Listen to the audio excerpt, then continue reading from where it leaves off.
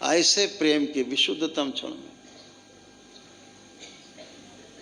तंत्र प्रेम में ही जीवित है। जहाँ घृणा है, नफरत है, चिढ़ है, वहाँ तंत्र नहीं, वहाँ अव्यवस्था है, वहाँ टोना टोटका है, जादू टोना है, झाड़ फूक है। उससे दूर रहना है। तो तंत्र ऐसे ही जिया जा सकता है, प्रेम के साथ। जैसे भगवान शिव उपदेश दे रहे हैं, व्याख्या कर रहे हैं तंत्र की, एक एक 112 विधियों की जो अलग अलग व्याख्या कर रहे हैं माँ पार्वती से, सप्तऋषियों को उसको ज्ञान दे रहे हैं। वो प्रेम के क्षण है। तंत्र ऐसे ही फैलाया जा सकता है। इसीलिए पहली बार इस कलयुग में गृहस्थ लोग तंत्र विद्या का सफलतापूर्वक अपने में आत्मसात कर पा रहे हैं। आप लोगों के माध्यम से तंत्र फल फूल रहा है। नहीं, ये तंत्र की साधना के लिए आपको शमशान जाना पड़ता पहले, सीधे डायरेक्ट। हो सकता है कोई पकड़ के आपको कोई लाश आस के ऊपर बिठा देता, बैठो पहले आंख बंद करके, पहले बैठो, देखो डर ना लगे पहले। तो वो एक विधि थी कि लाश के ऊपर बैठना है, मिट्टी है, जिंदा मुर्दा एक समान। एक व्यवस्था थी वो समझाने का, शिक्षा देने का। कोई लाश के ऊपर बैठ के साधना करने से कुछ नहीं हो जाता उसमें। वो एक व्यवस्था है कि भय खत्म हो। तो दरबार तो यहाँ मृत्यु का भय ऐसे खत्म कर देता है। काहे की लाश, काहे लाश पे बैठना भैया, अब तो माफ करो, बेचारा मर गया वो, अब काहे लदे बैठो इसके ऊपर। तो दरबार ने पहली बार ये निकाला कि कोई भी गृहस्थ जिसके अंदर आगन और लगन दोनों है, वो तंत्र को समझ सकता, उसका सदुपयोग कर सकता है अपने गृहस्थ जीवन में रहते हुए भी। जो दरबार ने आपके बीच में सफलतम प्रयोग किए हैं और आप कर पा रहे हैं। आप भी स्वस्थ हैं, परिवार भी स्वस्थ है।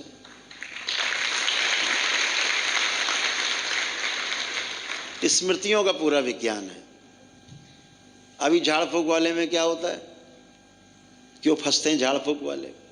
सामने आदमी आया नाचता हुआ, चिल्लाता हुआ, आपने उसको छू भर लिया, समझो उसकी स्मृतियां आप में, आपकी स्मृतियां उसके अंदर प्रवेश। जो पीछे तुम्हारे काका जी बैठे हैं, जो उसके पीछे काका जी बैठे हैं, आपस में गठबंधन, लेना देना चालू, अंदर बाहर चालू, लद गए। अब पता लगे जो ओझा महाराज हैं वो तो खाली हो गया, थोड़ा बहुत जो आया था चिल्लाता हुआ, और ओझा महाराज के ऊपर लद गए।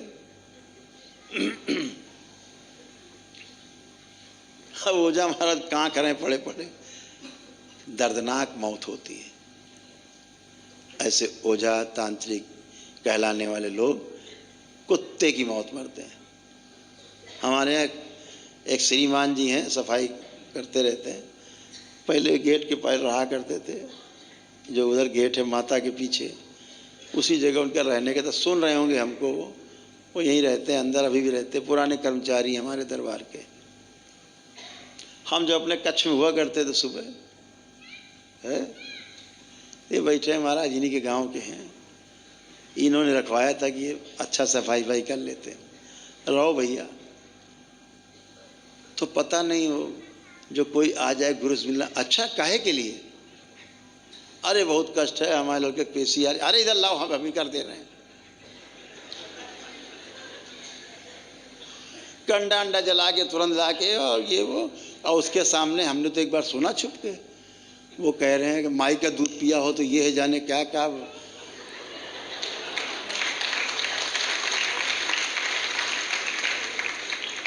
बकायदा चैलेंज कर रहे हैं, खोपड़ी बाल पकड़ के हिला रहे हैं और धुआं उसको कर रहे हैं, और जाने कहा बोलता था, हमें तो भूल ही गए हम। हैं, बहुत लंबा मंत्र बोलता था, बहुत लंबा मंत्र बोलता।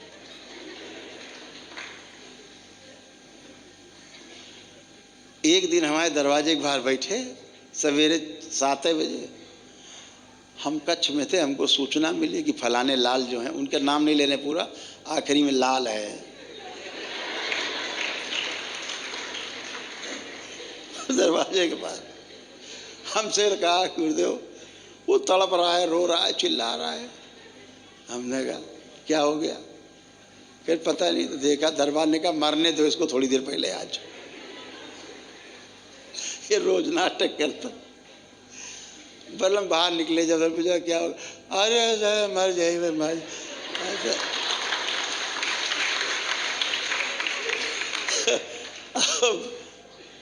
लेटे पड़े, तड़प रहे।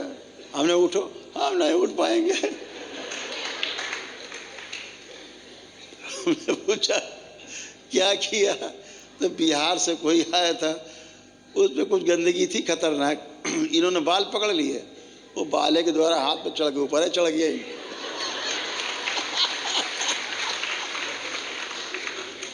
इन्होंने कहा अम्मा का दूध पिया तो वो आ गया।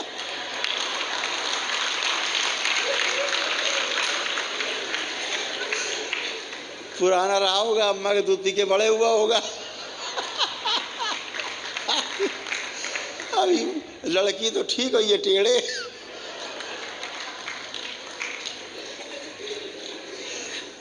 आज के बाद से अगर किया तो नहीं निकालेंगे दोबारा, ध्यान रखना। हटाया तब वो खड़े हुए, लेकिन हरकतें नहीं बंद हुई। तो हमने एक दिन कहा, ये बैठे हैं गिरीश जी, ये भी थे, स्वामी जी हैं या नहीं, मौली बाबा वो भी थे। तो जो माता का मंदिर है, तब यहाँ एक लॉन हुआ करता था। तो हमें थोड़ी सी शरारत सूझी। हमने ऐसा करो लाल, जरा त्रिशूल पकड़ लो तुम। लाल ने त्रिशूल पकड़ लिया।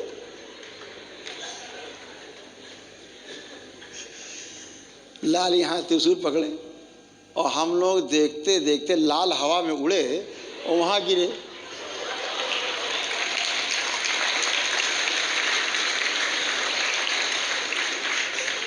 है बाउंड्री पार करके गिरे लाल जी, हवा में उछल के। हमने कहाँ गया? हम उठो भैया, चली गई। हमने और करो सारे झाड़ फूक, और करोगे तो हमें लगा ये तो लाल है ही नहीं। हमने भैया तुम देखा तो उनके बाबा थे। तुम कहाँ से आए? कहे हमारी लोग पूजा करते हैं, हम वहीं से आए, हमारी समाधि बनी है, हमें माफ कर दो, हम ही करते झाड़ फूक, हम ही झाड़ फूक करते थे। अब सोचो आदमी कैसे उत्तर बना हुआ है। तो पता लगा कि इनका जो बाबा है वो झाड़ फूक किया करता था पहले, कुछ करता था जैसे टोला टोटका टाइप। तो उसकी लोगों ने गांव में समाधि बना दी। तो बच्चे अच्छे कभी थोड़ा बहुत बुखार उखार आ गया हो गया तो उसकी समाधि में ले जाओ तो बुखार का उतर जाता है, अगर होता होगा हल्का। ऐसे कुछ मान्यता है। तो वो पकड़ के आ गए, बेचारे वो चिल्लाए हमें छोड़ दो, अब नहीं करेंगे। हमने कहा अब तो आ ही गए हो, इस दरबार में आने वाला जुगाड़ है जाने वाला।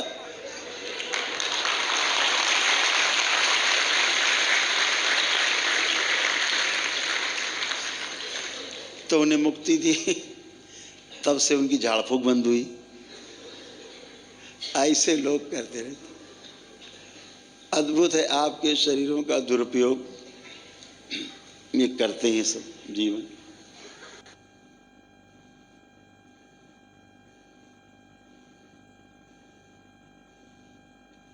समझदारी पूर्वक जीना है और दरबार के जो छोटे छोटे नियम बताए जाते हैं उनका पालन करना है, बस। और क्या है।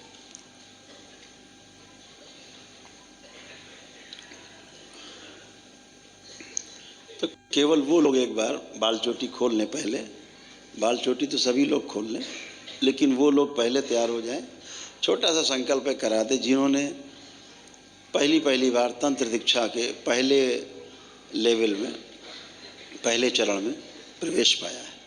सिर्फ वो लोग नेत्र बंद करेंगे। हाथ उठाएं, हम भी देख लें कहाँ बैठे हैं सब। ओह, काफ़ी लंबी भीड़ है। ठीक। तो जो तंत्र दीक्षा के प्रथम चरण में प्रवेश पाए हैं, आप सभी को बहुत बधाई, शुभकामनाएं।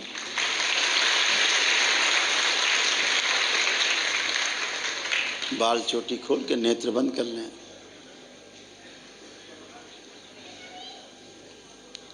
अपने अपने हृदय में भगवान भोलेनाथ को ध्यान करें। शक्ति स्वरूप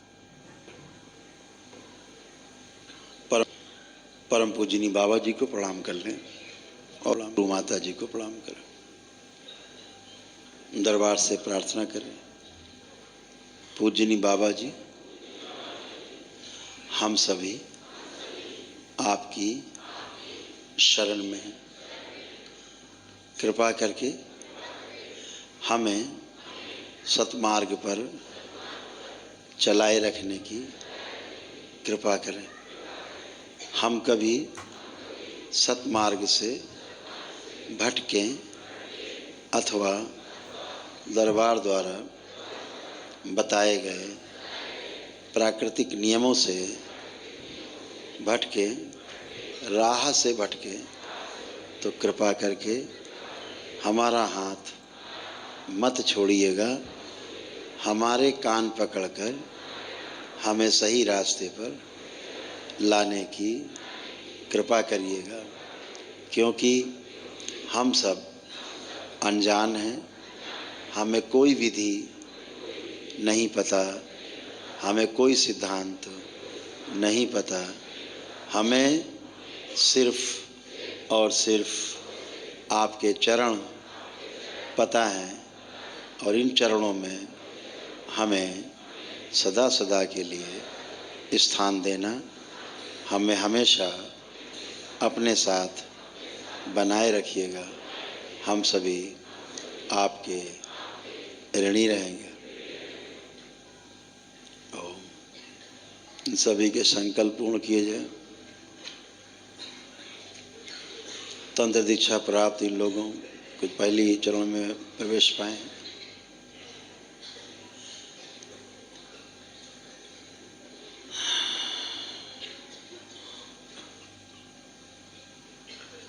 इनमें कोई भी बची हुई गंदगी है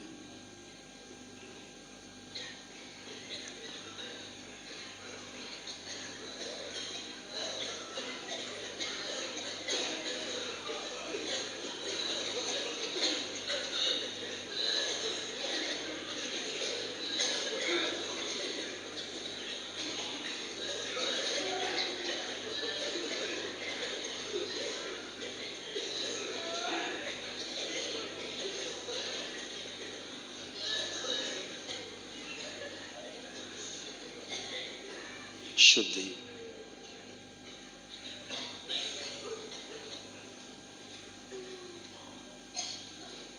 बैलेंस। इन सभी लोगों को इनके डीएनए के ऊर्जा पथ से तोड़ के बाहर किया जाए और इन सभी बना दिया जाए, अलग बना दिया जाए, अलग बना दिया जाए। सब ओम अलग अलग। ओम शिव। सबका अलग अलग डीएनए अकेले बना दिया जाए।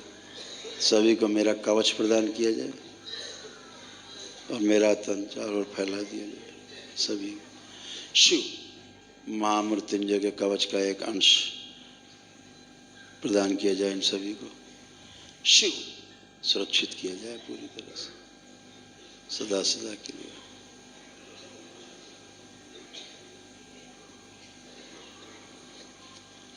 इन सभी लोगों को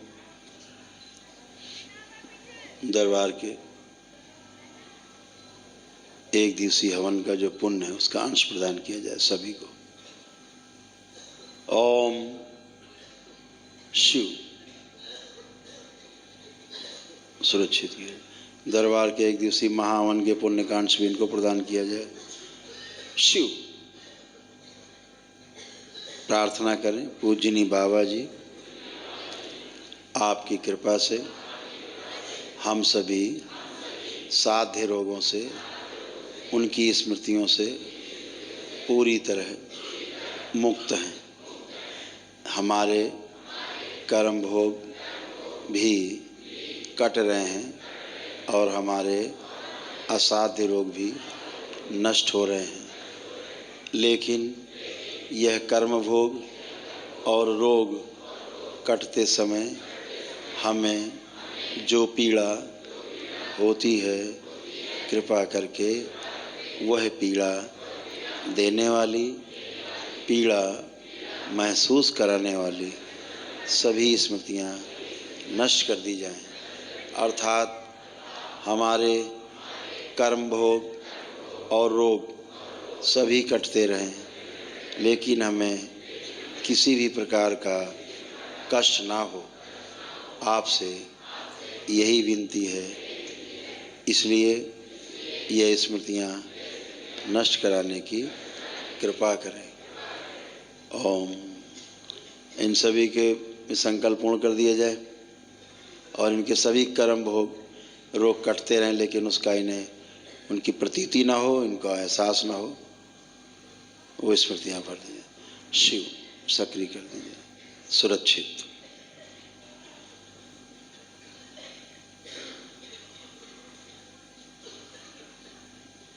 इनके जितने भी दशांश हैं इनके मस्तक पर आज्ञा चक्र पर स्थिर करके सक्रिय कर दिया जाए। शिव। इनका पुण्य सबसे आगे सक्रिय रहे। यदि कवच के बाहर, वो इनके कवच के बाहर, वो इनके कवच के बाहर बाहर स्मृतियाँ आएंगी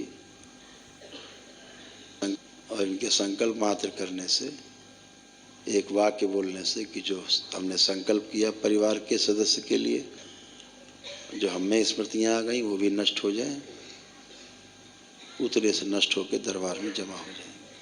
अपने परिवार के लिए भी संकल्प कर सकेंगे। संकल्प करते समय इनका DNA का ऊर्जा पथ बिल्कुल भी नहीं जुड़ेगा।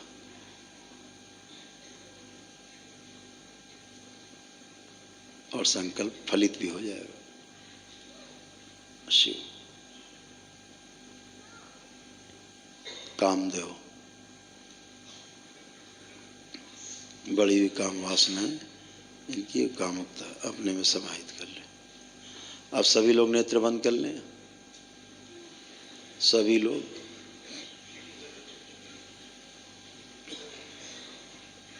सभी लोग एक बार अपने अपने घर मकान सब देख डालें।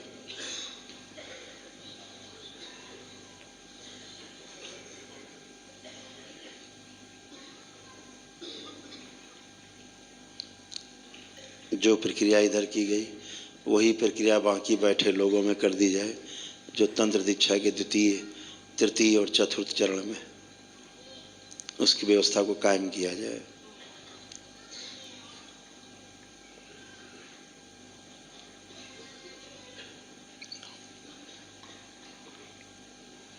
ओम। शुद्ध। अपना अपना घर मकान देखते जाएं। फैक्ट्री, मकान, दुकान, प्लॉट, कुछ भी, गांव का घर हो, शहर में खेत का हो, चाहे खेत हो गांव में, चाहे शहर में प्लॉट हो, किराए का हो, चाहे स्वयं का हो, सब देखते जाएं ताकि सब गंदगी नष्ट हो जाए। कोई वाहन हो तो वो भी देखते जाएं, 2 पहिया, 4 पहिया, 6 पहिया, साइकिल, स्कूटर, मोटरसाइकिल, कार, कुछ भी हो सब देख डालें ताकि सबसे शुद्धि जाए, अशुद्धि जाए। इन सबको पूरी तरह शुद्ध कर दिया जाए, पवित्र कर दिया जाए। शिव। सुरक्षित। प्रकाशित कर दी जाए सभी चल अचल संपत्तियां। त्रिपुर सुंदरी ओम प्रहार प्रहार प्रहार। लिंग भैरवी का प्रकरण कहीं भी हो, इनसे जुड़ा हुआ सदा सदा के लिए समाप्त कर दिया जाए। बैलेंस। इन सभी को दोनों रसों में डुबो दिया जाए, जो निकाल के ले जाए जाए उनको भी दोनों रसों में। ध्यान साधना करने में, जप तप करने में ऐसा कोई शरीर जो व्यवधान उत्पन्न करता हो, इनके जप तप में वो निकाल के नष्ट करके सेवकाओं को खिला दिया। शिव सेवकाओं को खिला दिया। श्रृंगार। बैलेंस।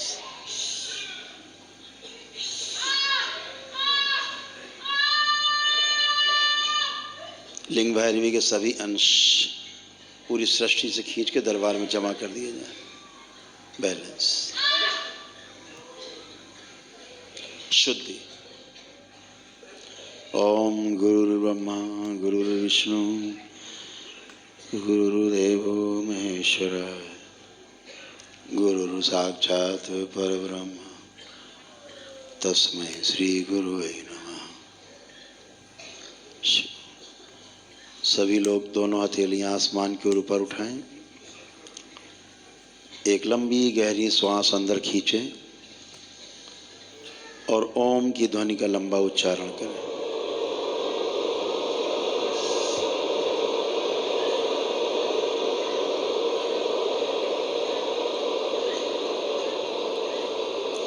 ऐसे 2 बार और दोहराएं।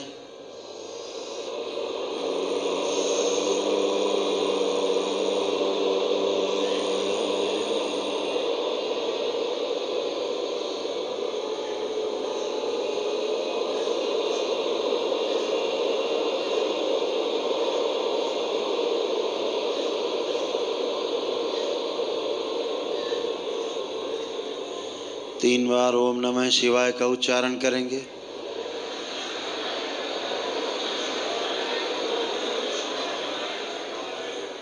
तीन बार तालियां बजाएं। हथेलियां जांघों पे रख के 3 थपकी आपस में रगड़ें। हथेली अपने अपने नेत्रों पे रखें, ऐसे 3 बार करके, और धीरे धीरे अपने अपने नेत्र खोल देंगे। सभी लोग प्रेम से बोलिए सद्गुरुदेव भगवान की। अपने अपने कमर पे बंधन खींच दें 5 बार। सभी को अदृश्य बंधन लगा दिया जाए। यहाँ बैठे सभी लोगों शिव ये सदा लगा रहेगा, सक्रिय रहेगा। अब अगर आप बंधन नहीं बंधाए आपके, तब भी अदृश्य रूप से आपका बंधन कमर में रहेगा। और जैसे आपको बताया गया, कोई संकल्प किया तो कमर में 5 बार हाथ, बाद में आँख खोलने के बाद रगड़ दिया। पुरुष दाहिनी तरफ, स्त्रियां बच्चियां बाईं तरफ, लेफ्ट साइड, ऐसे की। तो अभी का आज का जो कार्यक्रम था वो संपन्न है। अपना जप नियम से करते रहेंगे जो बताया गया है। ऊर्जा बहुत है, देख पा रहे हैं कि बहुत ऊर्जा है, विशाल ऊर्जा आपके साथ है, जिसकी शब्दों में व्याख्या नहीं हो सकती।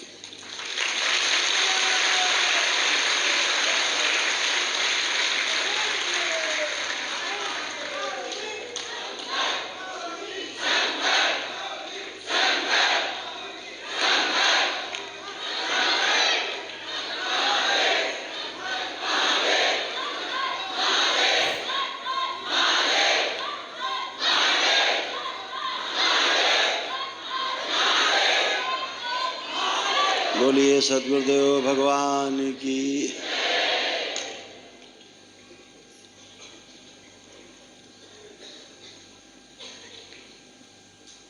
11 मार्च की पद यात्रा है कानपुर से काशी।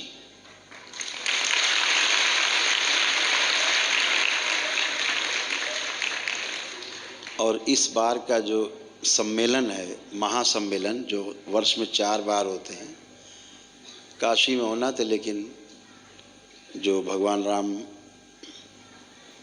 भगवान श्री राम का जो मंदिर बन के तैयार हुआ है, हमारे आस्था का प्रतीक, हमारे स्वाभिमान का प्रतीक, हमारे राष्ट्र का प्रतीक, हम सब के हृदय में बसने वाले राम, उनका जन्म स्थान जो वहाँ पे मंदिर बन के, भव्य मंदिर बन के तैयार हुआ है, जो कि 22 जनवरी को वहाँ कार्यक्रम है। पूरी दुनिया की निगाहें लगी हुई हैं, पूरे देश के साथ पूरी दुनिया की निगाहें वहीं लगी हुई हैं।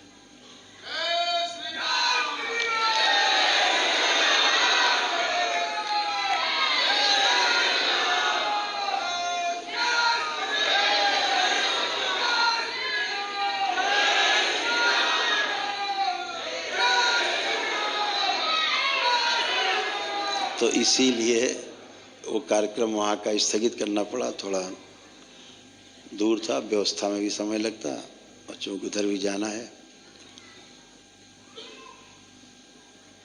उसमें शामिल होना है।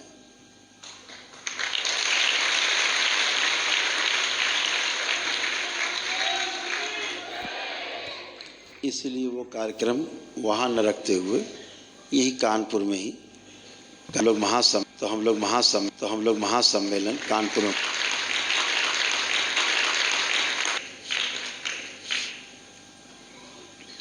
उसमें यही सम्मेलन को हम लोग यही मनाएंगे कानपुर में। तो बाबा का जन्मदिन आएगा 6 फरवरी को है, वो मना आनंद करें। फिर जो 11 मार्च की पद यात्रा, ये आपका टर्निंग पॉइंट। अभी पद यात्राएं, दंडवत यात्राएं अभी सब स्थगित कर दी गई हैं, इसलिए बहुत सर्दी ऐसा लगता है बाहर। छोटे छोटे बच्चे पद यात्रा करने लगते हैं, दंडवत यात्रा करने लगते हैं, नहीं मानते माता पिता की, जिद करते हैं। कोहरा है, आदमी को आदमी नहीं दिख रहा है, गाड़ी की लाइट नहीं दिख रही है, एक दूसरे को अंधेरे में दंडवत कर रहे हैं, कोई मिस हैपनिंग हो जाए, कोई दुर्घटना हो जाए, ठंड में कांपते लोग, ठिठुरते लोग। इसलिए हमने अभी यात्राएं स्थगित की, जो 11 मार्च से खुलेंगी। जब काशी से कानपुर की यात्रा शुरू होगी तब से खुलेंगी।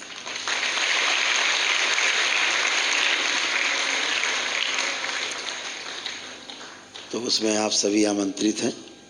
जो हम काशी से और वापस चलेंगे यात्रा करके, एक नई ऊर्जा आप सब में होगी, क्योंकि आप भोलेनाथ की नगरी में सीधे सीधे जाएंगे।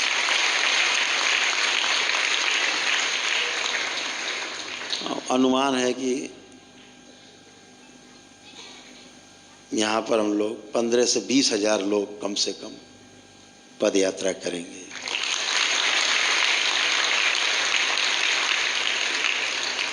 ये सनातन की यात्रा होगी और अपने स्वयं के जागृत की यात्रा होगी, स्वयं की यात्रा होगी।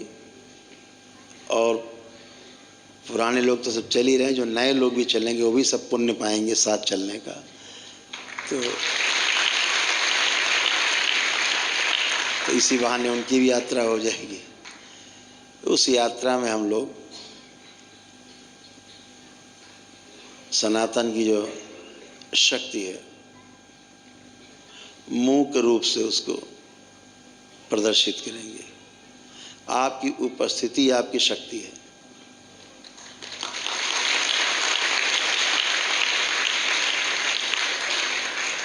अपनी अपनी झांकी सजा सजा के भी लोग ला सकेंगे, चला सकेंगे साथ में। ठेले में बनाई, ठेलिया में बनाइए, छोटे से वाहन में बनाइए, अपने अपने जय जयकार करते हुए सब लोग भोलेनाथ की जय जयकार करते हुए, माता की जय जयकार करते हुए। और हम लोग कानपुर से बहुत ही अद्भुत, बहुत ही अद्भुत। और ध्यान रखना, ये कहकर अपनी बात को आज समाप्त करता हूँ कि यात्रा शुरू तो होगी, लेकिन ये यात्रा कभी ख़त्म नहीं होगी।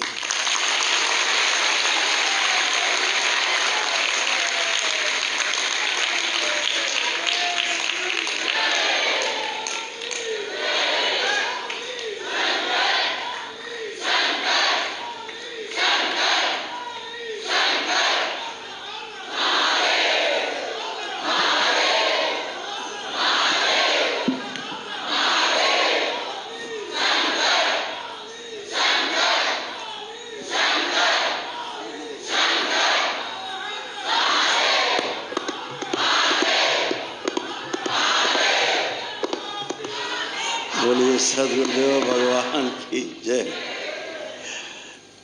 तो यात्रा समाप्त नहीं होगी, यात्रा शुरू होगी और ये यात्रा इस जीवन यात्रा के अंतिम सांस तक चलती रहेगी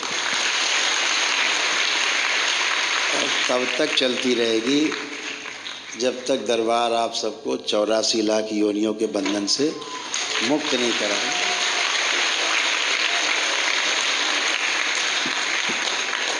हम लोग चलेंगे, रास्ते में पड़ाव होंगे, जगह जगह रुकेंगे, वहाँ ध्यान साधना करेंगे, क्षेत्र के लोग आएंगे, मिलेंगे जुलेंगे, ध्यान साधना करते हुए, आनंद करते हुए, रोज़ सत्संग करते हुए, भजन करते हुए रोज़ रास्ते भर, और धीरे धीरे कानपुर से काशी की यात्रा को पूर्ण करेंगे।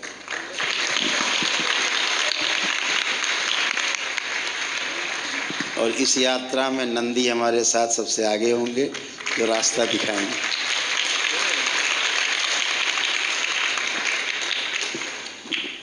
तो आप सबको बहुत बहुत शुभकामनाएं।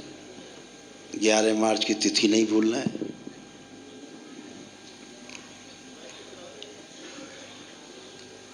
कुछ बसें वगैरह भी रहेंगी, गाड़ियां रहेंगी। अगर छोटे बच्चे हैं तो उनको उसमें बिठा भी जा सकता है। बच्चे नहीं बैठते जबकि यात्रा में, वो सबसे आगे भागते हैं।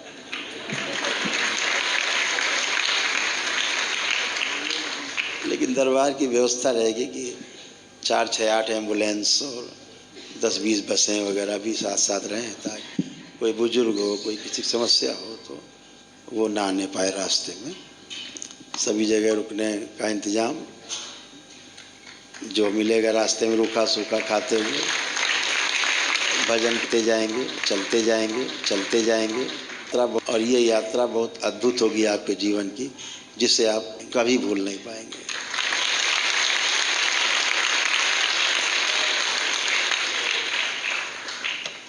तो भोलेनाथ की नगरी में जब पहुंचेंगे हम लोग यात्रा करके,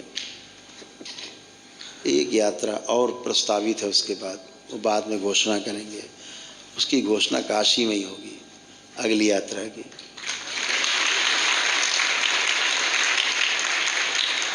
और वो यात्रा कम से कम उस यात्रा के 6 महीने बाद होगी, जो काशी की यात्रा है, कानपुर से काशी। इसके बाद दरबार की वो शक्ति हमेशा हमेशा के लिए खुल जाएगी। जैसे बाबा का जन्मदिन आएगा अगला,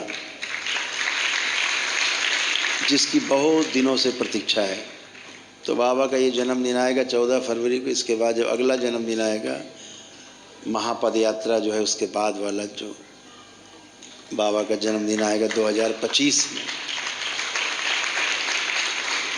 अभी 2024 का आने वाला है, 2 महीने बाद बाबा का जन्मदिन, वो 2025 में जो आएगा, यानी 1 वर्ष लगभग है। तो वह बहुप्रतीक्षित शक्ति खुल जाएगी।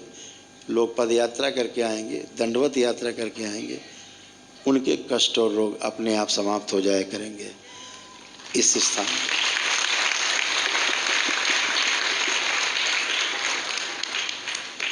जैसा दरबार ने घोषणा की थी वही होने भी लगा है, लेकिन अभी हमसे मिलना पड़ता है पदयात्रियों को, इतनी बात है।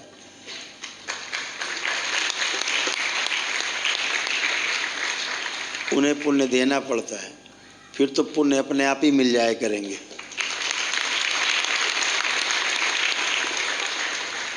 और आपका ये दरबार, अद्भुत दरबार जो मंदिर बनने जा रहा है, भगवान भोलेनाथ के जो 12 ज्योतिर्लिंग हैं वो एक साथ, माता जो हमारी शक्ति के रूप में प्रतिष्ठापित हैं पूरे विश्व में, 52 शक्तिपीठ, वो एक साथ, 64 योगिनी एक साथ, श्री 10 महाविद्या जो माताएं हैं वो सब एक साथ, और आदि शक्ति जो 9 दुर्गा हैं उनकी स्थापना एक साथ, बाबा और माँ के साथ साथ एक साथ स्थापना होगी इन 7 मंदिर की।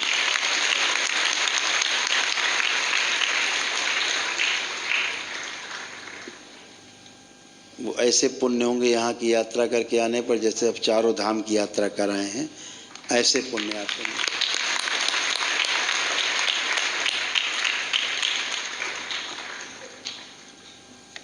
और ये सभी जो पुण्य आप फलित होते ही हैं, आप सब पुण्य भरे हुए हैं। दरबार ने आप सबको पुण्य देने लग करके पुण्य दे दिया सबको। सबके पास एक दिवसीय हवन के पुण्य व्यक्तिगत आप सबके पास।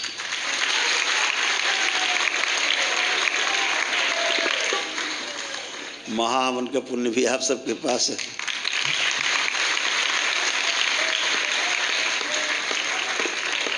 दीक्षा का अपना महत्व है। कहते नहीं शिक्षा और दीक्षा दो चीज़ें। शिक्षा का अर्थ है जो सीखा जाए, दीक्षा का अर्थ है जो सीखा है उसका अनुभव किया जाए। शिक्षा आचार्य देते हैं, दीक्षा गुरु देते हैं। पूर्ण गुरु जैसे बाबा जिन्होंने आपको दीक्षा दी।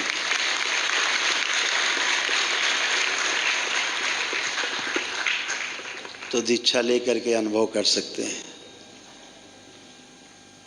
शिक्षा से आप केवल शास्त्रार्थ कर सकते हैं और शास्त्रार्थ कभी खत्म नहीं होता है।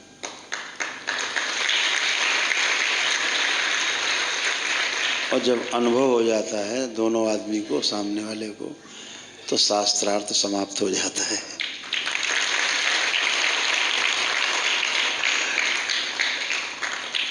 दोनों को पता है सामने गुड़ रखा मीठा, इस पे क्या बहस होगी।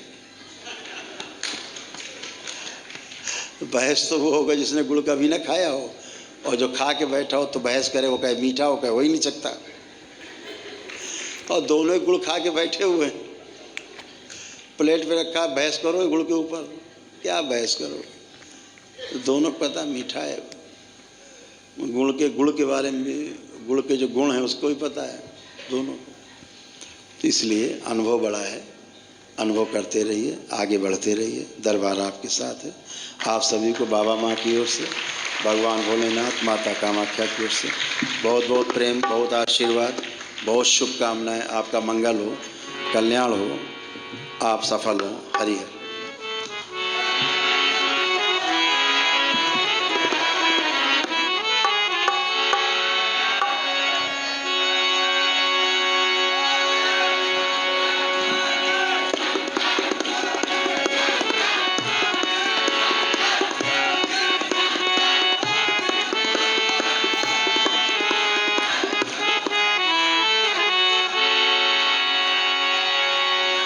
महादेव शंभो,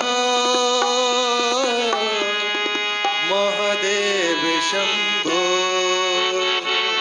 महादेव शंभो, महादेव शंभो। शिव शिव शिव शंभो, महादेव शंभो। शिव शिव शिव शंभो,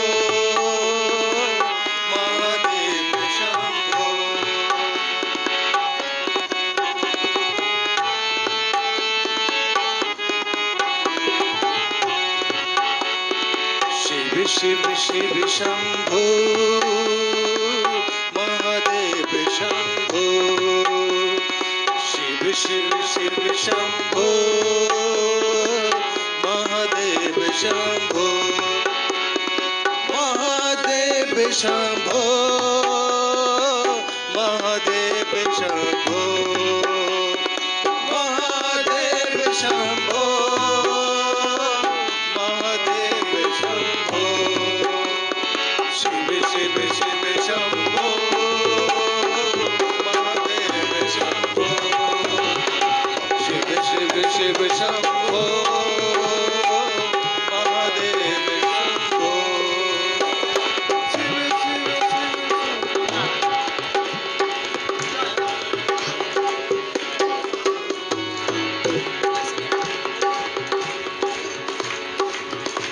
ओम हरिहर,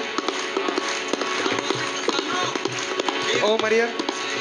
कृपया ध्यान दें, जिन भक्तों का अभी यहाँ पर नाम लिखवाया गया था, ध्यान सुनने सभी लोग, नाम, नंबर और लेवल, जिनका नहीं हुआ है, ध्यान सुनिए, जिनका नहीं हुआ है, अभी यहाँ पर हम कॉपी ले लेंगे, पेन, वो लोग आकर करवा लेंगे।